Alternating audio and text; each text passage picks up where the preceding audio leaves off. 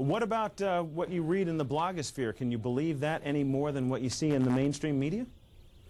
Well, you know, I tell people that, for example, there's a really good music critic for the Philadelphia Inquirer that I've been reading for years.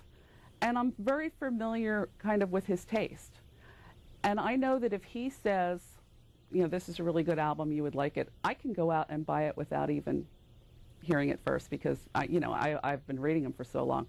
And I kind of think that that's how it works in the blogosphere. You get a sense for the judgment of the person that you're reading over time.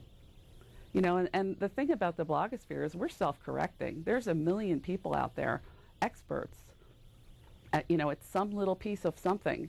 And they're very happy to, leave a comment or email us and say, no, you have that wrong. Here's another point. And, we're not shy about making those corrections. Let's take another call. This one from Austin, Texas. Robin on our line for Independence. Good morning.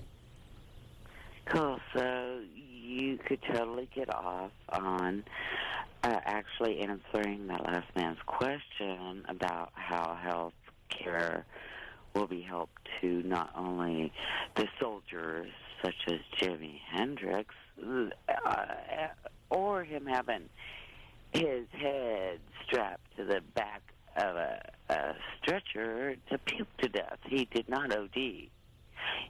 Shall we explain how we're going to... Let's move on to Holly in Columbus, Ohio, on our line for Democrats. Holly. Yes, hi, good morning. I wanted to just say, in regards to the protest, I've been keeping up with this, and what I find very disturbing is, especially Fox News, of course, they keep saying America doesn't want this, America doesn't want this. Now, I'm an African American. I'm well educated. I have a master's degree. I have lost my job. I've lost my health care. And I am currently experiencing some health care issues. I don't want anything for free. I don't want to be, I don't want to just live off of anyone else's taxes. What I find disturbing is they keep saying America doesn't want this. When I look at these town halls, I don't see me. I don't see a lot of people that represent me. And it's unfortunate. These people are just so mad about President Obama. And it shows how really Republicans, I'm just going to say Republicans, really feel about everyone else other than themselves. And what I just want to say is to people out there are other perspectives. It's not just about them. Everybody just doesn't want to live off the system and get free health care. And President Obama is the one president who, he just has a heart and he cares about everybody. And the way that these Michelle Malkins and Glenn Beck are trying to make him show him to be this villain in the White House, that he's just trying to destroy America.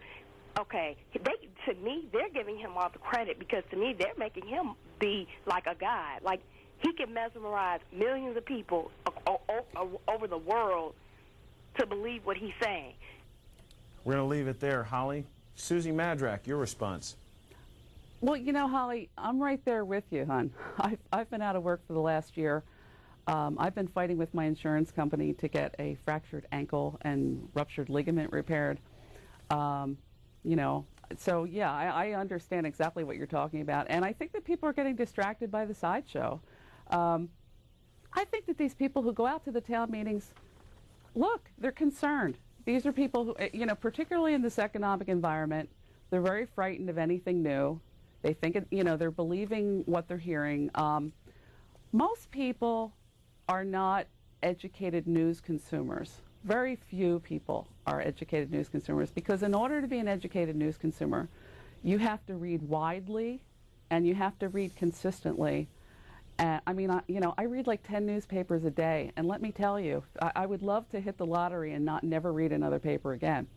But it's really difficult for the average person to fit this in between going to work, taking the kids to soccer, making dinner, doing homework, taking the car to get fixed. Real life gets in the way of knowing what's going on. So people tend to fall for the sideshow. And I think the people who are coming out to these meetings, you know what? They're real people. I don't think that this was manufactured by lobbyists. I think it was kind of the lobbyists gave them tools to organize. But I think that the fear was out there and the anxiety is out there. Everybody's anxious now, you know, because most people don't really know whether they're going to have a job from one day to the next. So how could you not be anxious? And then healthcare, it's something that affects everybody. And as I tell people, you know, look, if you think you have health insurance, you haven't tried to use it yet. I mean, I had an emergency room visit a few months ago where I came home and I found a bill for $12,000, and I called them up and I said, yo, and they said, oh, we're sorry, we made a mistake. But I thought, how many people get that bill and don't fight back and assume that they owe it? You know, there's a lot of shenanigans going on in healthcare, and people are very anxious. Let's take another call with James on our line for Republicans out of Utica, New York. Go ahead. Hi, I'm not one of the Republicans that slamming Obama or anything. I actually don't mind necessarily having health care, universal health care. My problem that I see is I don't know who to trust, who to listen to.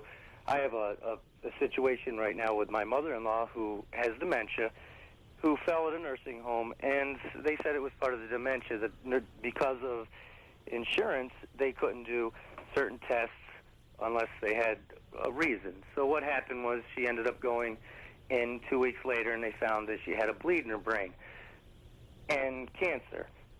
Well, now it's too late to do anything, and she's basically comatose. And my problem is what's going to happen later, you know, with health care. Are they going to tell me, well, you don't really deserve, you know, say I got a broken ankle like you were talking about it.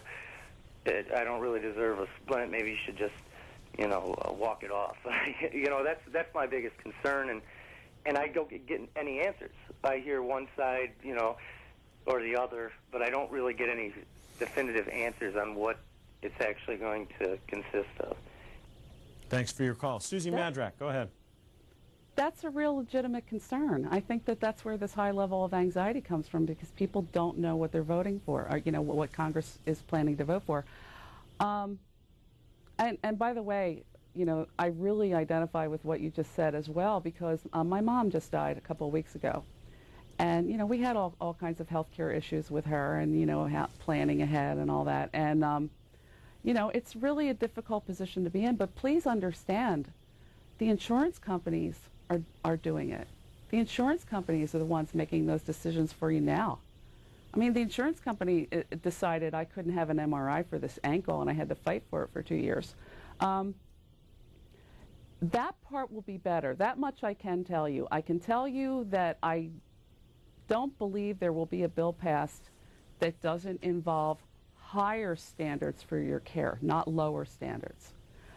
It's about standardizing them. There's all kinds of reasons why doctors order unnecessary tests, and there's all kinds of reasons why insurance companies deny necessary tests. What the government hopefully will do with this bill, and what everybody I've talked to about this bill says, that they're looking to find higher standards.